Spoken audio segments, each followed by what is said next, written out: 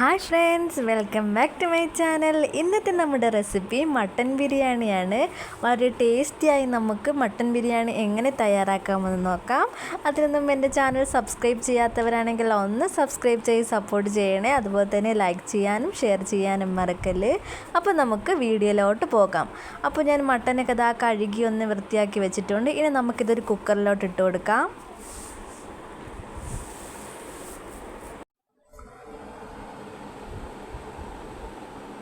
അപ്പോൾ നമ്മൾ മട്ടനെല്ലാം കുക്കറിലോട്ട് ഇട്ട് കൊടുത്തിട്ടുണ്ട്. ഇനി നമുക്കതിലേക്ക് വേണ്ടത് മഞ്ഞൾപ്പൊടിയാണ്. ഒരു 2 സ്പൂൺ മഞ്ഞൾപ്പൊടി ഞാനിവിടെ ചേർത്ത് കൊടുക്കുന്നുണ്ട്. ആവശ്യത്തിനുള്ള ഉപ്പും കൂടി നമുക്ക് ഇട്ട് കൊടുക്കാം. എന്നിട്ട് ഇതൊന്ന് നമുക്ക് വേവിച്ചെടുക്കണം. മട്ടൻ വെന്ത് വരുന്ന സമയം കൊണ്ട് തന്നെ നമുക്ക് ബിരിയാണി തയ്യാറാക്കിയെടുക്കാം. അപ്പോൾ ഞാൻ ബിരിയാണിക്ക് വേണ്ടി അരി എടുത്തിട്ടുണ്ട്. സെല്ല ബസ്മതി റൈസാണ് ഞാൻ ഇവിടെ എടുത്തിരിക്കുന്നത്. അപ്പോൾ നമ്മൾ ആവശ്യത്തിനുള്ള അരി അളന്നെടുത്തിട്ടുണ്ട്. ഇനി നമുക്കിതൊന്ന് കഴുകിയതിന് ശേഷം ഒരു 15 മിനിറ്റ് നമുക്കൊന്ന് കുതിർക്കാൻ വെക്കണം. അപ്പോൾ നമുക്കിനി ബിരിയാണി തയ്യാറാക്കാം. ഇന്ന് നമ്മൾ വെളിയിൽ അടുപ്പിൽ വെച്ചാണ് ബിരിയാണി തയ്യാറാക്കുന്നത്. ഒരു പാത്രം വെച്ച് കൊടുത്തതിന് ശേഷം അതിലേക്ക് ഞാൻ സൺഫ്ലവർ ഓയിൽ ഒഴിച്ചു കൊടുത്തിട്ടുണ്ട്. ഇനി അതിലേക്ക് നമുക്ക് കുറച്ച് നെയ്യ് കൂടി ഇട്ട് കൊടുക്കാം. അപ്പോൾ ഇത് നന്നായിട്ടൊന്ന് ചൂടായി വന്നതിന് ശേഷം ഇതിനകത്ത് നമ്മൾ ബേ ലീഫും അതുപോലെ തന്നെ പട്ട, ഗ്രാമ്പൂ, ഏലക്ക, തക്കോലം ഇതെല്ലാം കൂടി ഇട്ടൊന്ന് ഇളക്കി കൊടുക്കാം. ഇതൊന്ന് മൂത്ത് വരുമ്പോൾ നമുക്കിതിലേക്ക് സവാള ചേർത്ത് കൊടുക്കാം. സവാളയും കൂടി ഇട്ട് നന്നായിട്ടൊന്ന് ഇളക്കി കൊടുക്കാം. അതൊന്ന് വഴണ്ട് വരുമ്പോൾ നമുക്കിതിലേക്ക് വെള്ളം ഒഴിച്ചു കൊടുക്കണം. നമ്മൾ അരി ഊറ്റിയാണ് എടുക്കുന്നത്, വറ്റിച്ചല്ല എടുക്കുന്നത്. അപ്പം നമ്മൾ ആവശ്യത്തിനുള്ള വെള്ളം വെച്ച് കൊടുത്തിട്ടുണ്ട്. ഇനി നമുക്കതിലേക്ക് ചോറ് പരസ്പരം ഒട്ടിപ്പിടിക്കാതിരിക്കാൻ വേണ്ടി നാരങ്ങ നീര് കൂടെ ചേർത്ത് കൊടുക്കാം. എന്നിട്ട് നന്നായിട്ടൊന്ന് ഇളക്കി കൊടുക്കാം. ആവശ്യത്തിനുള്ള ഉപ്പ് കൂടി ഇട്ട് കൊടുക്കണം. ഇത് നമുക്കൊന്ന് തിളച്ച് വരുന്നത് വരെ വെയിറ്റ് ചെയ്യാം.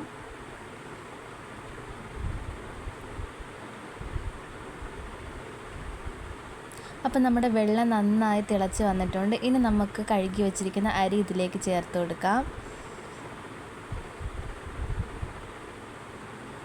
അപ്പോൾ അരിയെല്ലാം ഇതിലേക്ക് ചേർത്ത് കൊടുത്തിട്ടുണ്ട്. ഇനി നമുക്കൊന്ന് ഇളക്കി കൊടുത്തിട്ട് നന്നായിട്ടൊന്ന് വേവിച്ചെടുക്കാം. ഈ സമയം കൊണ്ട് നമുക്ക് ചോറിന് വേണ്ടിയുള്ള ഉള്ളിയും അതുപോലെ തന്നെ കശുവണ്ടിയും മുന്തിരിയൊക്കെ മൂപ്പിച്ചെടുക്കാം. ഒരു ചട്ടി വെച്ച് അതിലേക്ക് നമുക്ക് വെളിച്ചെണ്ണ ഒഴിച്ചു കൊടുക്കാം. വെളിച്ചെണ്ണ ചൂടായി വരുമ്പോൾ നമുക്ക് അതിലേക്ക് അരിഞ്ഞു വെച്ചിരിക്കുന്ന സവാള ചേർത്ത് കൊടുക്കാം.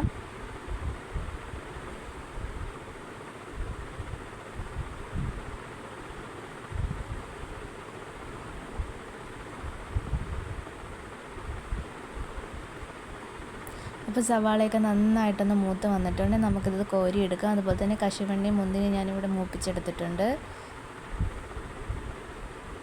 ഇനി നമുക്ക് ബിരിയാണിക്ക് വേണ്ടിയ കറി ശരിയാക്കി എടുക്കാം. അപ്പോൾ നമ്മുടെ മട്ടനൊക്കെ വെന്ത് വന്നിട്ടുണ്ട്.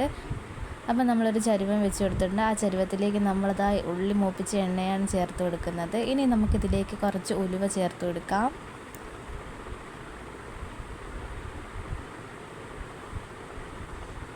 ഇതാ ഉലുവ ഒന്ന് ചൂടായി പൊട്ടി വന്നിട്ടുണ്ട്. നമുക്കിതിലേക്ക് അരിഞ്ഞു വെച്ചിരിക്കുന്ന സവാള ചേർത്ത് കൊടുക്കാം. സവാള ചേർത്ത് നന്നായിട്ടൊന്ന് ഇളക്കി കൊടുക്കണം.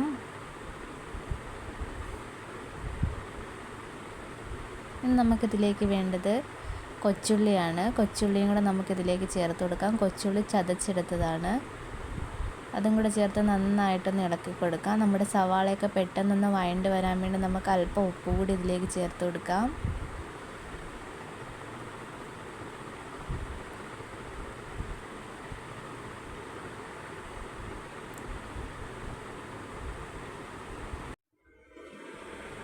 ഇനി നമ്മൾ ഇതിലേക്ക് ചേർത്ത് കൊടുക്കുന്നത് തക്കാളിയാണ്. 2 തക്കാളി ഞാൻ നീളത്തിൽ കട്ട് ചെയ്തതാണ്. അതും കൂടി നമുക്കിതിലേക്ക് ചേർത്ത് കൊടുത്തിട്ട് നന്നായിട്ടൊന്ന് ഇളക്കി കൊടുക്കാം.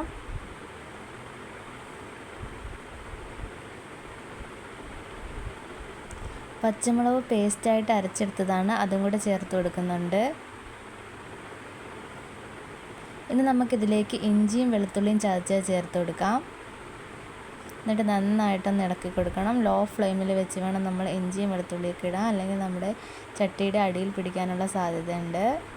അപ്പോൾ നന്നായിട്ട് നമുക്കൊന്ന് ഇളക്കി കൊടുക്കണം. ഉള്ളിയൊക്കെ നന്നായിട്ട് വഴണ്ട് വരണം. അതുപോലെ തന്നെ നമ്മൾ തക്കാളിയൊക്കെ നന്നായിട്ട് വെന്ത് ഉടഞ്ഞ് വന്നിട്ടുണ്ട്. ഇനി നമുക്കിതിൽ വേണ്ട മസാലകൾ കൂടി ചേർത്ത് കൊടുക്കാം. അപ്പോൾ ഞാൻ ആദ്യം മുളക് പൊടിയാണ് ചേർത്ത് കൊടുക്കുന്നത്.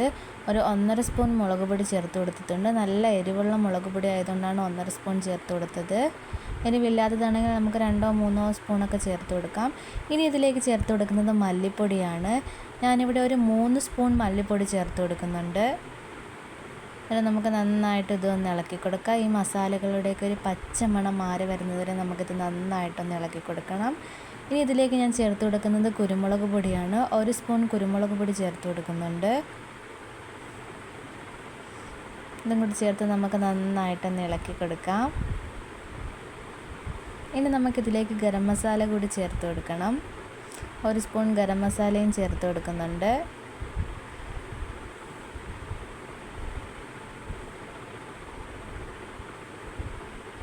അപ്പം നമ്മുടെ മസാലയുടെയൊക്കെ പച്ചമണം നന്നായിട്ടൊന്ന് മാറി വന്നിട്ടുണ്ട്. അപ്പം നമ്മുടെ വേവിച്ച് വെച്ചിരിക്കുന്ന മട്ടൺ നമുക്കിനി ഇതിലേക്ക് ചേർത്ത് കൊടുക്കാം. ഈ മസാലകളിലേക്ക് നമ്മുടെ മട്ടൺ ഇട്ട് കൊടുക്കുകയാണ്.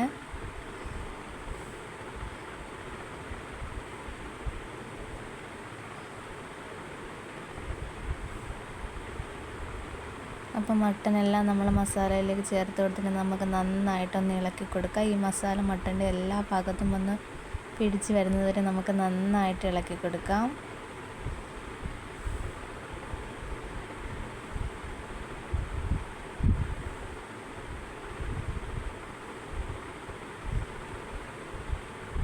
അപ്പോൾ ഈ സമയത്ത് ഉപ്പൊക്കെ നോക്കിയിട്ട് ഉപ്പില്ലെങ്കിൽ കുറച്ച് ഇട്ട് കൊടുക്കണം. അപ്പോൾ നമുക്ക് ആ മട്ടൻ വേവിച്ച് വെച്ചിരുന്ന വെള്ളവും കൂടി കുറച്ച് ഒഴിച്ചു കൊടുക്കാം. എന്നിട്ട് നന്നായിട്ട് ഇതുപോലെ ഒന്ന് ഇളക്കി കൊടുക്കണം. ഇനി നമുക്കിതൊന്ന് തിളച്ച് വരുന്നത് വരെ വെയിറ്റ് ചെയ്യാം. നമ്മൾ നല്ല ഗ്രേവി ആക്കുന്നില്ല. ഇത് നന്നായിട്ടൊന്ന് തിളച്ച് വരുമ്പോൾ നമ്മൾ നേരത്തെ വറുത്ത് വെച്ചിരുന്ന കുറച്ച് സവാള നമുക്കിതിലേക്ക് ചേർത്ത് കൊടുക്കാം. എന്നിട്ട് നന്നായിട്ടൊന്ന് ഇളക്കി കൊടുക്കണം. നമ്മൾ നല്ല ഗ്രേവി ആക്കുന്നില്ല, നമ്മൾ ബിരിയാണിക്കുള്ളതായതുകൊണ്ടാണ്. അപ്പോൾ ഈ സമയം കൊണ്ട് നമ്മുടെ ചോറൊക്കെ നന്നായിട്ടൊന്ന് വെന്ത് വന്നിട്ടുണ്ട്. ഇനി നമുക്ക് ദമ്മിടാം. അപ്പോൾ ദമ്മിടാനുള്ള പാത്രം എടുത്ത് വെച്ചിട്ടുണ്ട്. അതിലേക്ക് നമ്മൾ ആദ്യമേ നെയ്യാണ് ചേർത്ത് കൊടുക്കുന്നത്. നെയ്യ് ചേർത്ത് കൊടുത്തിട്ടുണ്ട്. ഇനി നമ്മൾ വറുത്ത് കോരി വെച്ചിരിക്കുന്ന സവാളയും കശുവണ്ടിയും മുന്തിരിയും നമുക്കിതിലേക്ക് ഇട്ട് കൊടുക്കാം. അതുപോലെ തന്നെ കറിവേപ്പിലയും നമ്മൾ മൂപ്പിച്ച് വെച്ചിട്ടുണ്ടായിരുന്നു.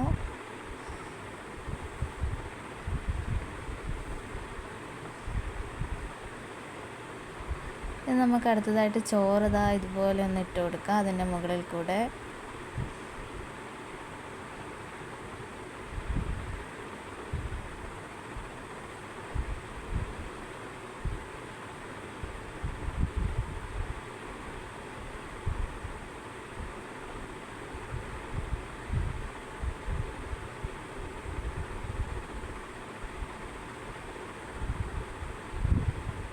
ഇനി നമുക്കിതിലേക്ക് കുറച്ച് യെല്ലോ ഫുഡ് കളർ ചേർത്ത് കൊടുക്കാം.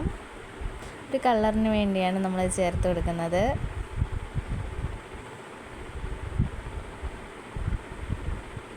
ഇനി നമുക്ക് മട്ടൻ കറി ഇതിലേക്ക് ഒഴിച്ച് കൊടുക്കാം, ചേർത്ത് കൊടുക്കാം. മട്ടൻ്റെ പീസൊക്കെ നന്നായിട്ട് വെന്ത് വന്നിട്ടുണ്ട്.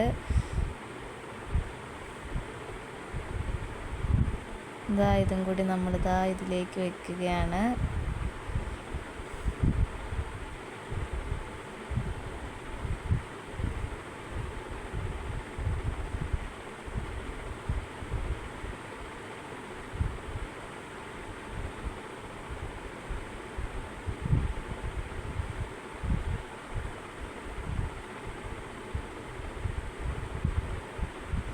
അപ്പോൾ നമ്മുടെ മട്ടനൊക്കെ വെച്ച് കൊടുത്ത് ഇനി നമുക്കതിൻ്റെ മുകളിൽ കൂടെ വീണ്ടും ചോറിട്ട് കൊടുക്കാം.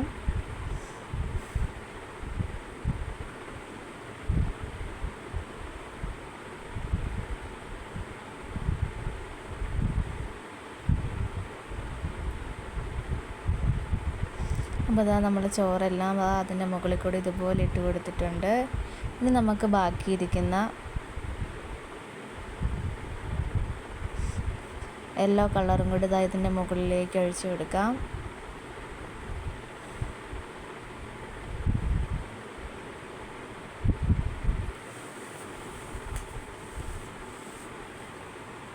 ഇനി നമുക്ക് കുറച്ച് നെയ്യും കൂടി ഇതിൻ്റെ മുകളിലേക്ക് ഒഴിച്ചു കൊടുക്കണം.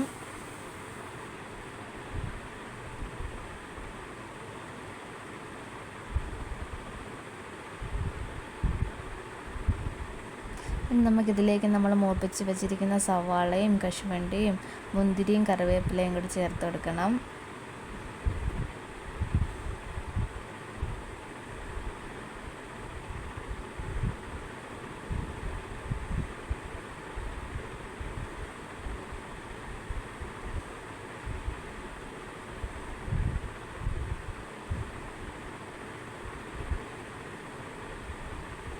ഇനി നമുക്ക് കുറച്ച് മല്ലിയിലയും കൂടെ ഇതിൻ്റെ മുകളിലൂടെ ഇട്ട് കൊടുക്കാം.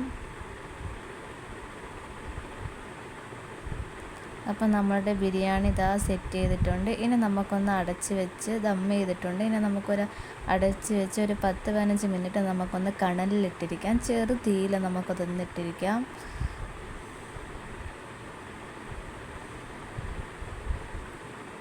അപ്പോൾ ഇതാ നമ്മൾ ദമ്മ് പൊട്ടിച്ചിട്ടുണ്ട്. നമ്മുടെ വളരെ ടേസ്റ്റിയായ മട്ടൻ ബിരിയാണി ഇവിടെ തയ്യാറായിട്ടുണ്ട്. ഒന്ന് ട്രൈ ചെയ്ത് നോക്കണം. അതുപോലെ തന്നെ ഫീഡ്ബാക്ക് അറിയിക്കാനും മറക്കല്ല്. മട്ടനൊക്കെ വെന്ത് നല്ല സോഫ്റ്റായിട്ട് വന്നിട്ടുണ്ട്. അതുപോലെ തന്നെ മസാലയൊക്കെ നല്ല ടേസ്റ്റാണ്. അപ്പോൾ ഇതുപോലെയുള്ള വീഡിയോസുമായിട്ട് ഇനിയും കാണുന്നവരെ bye and thanks for watching.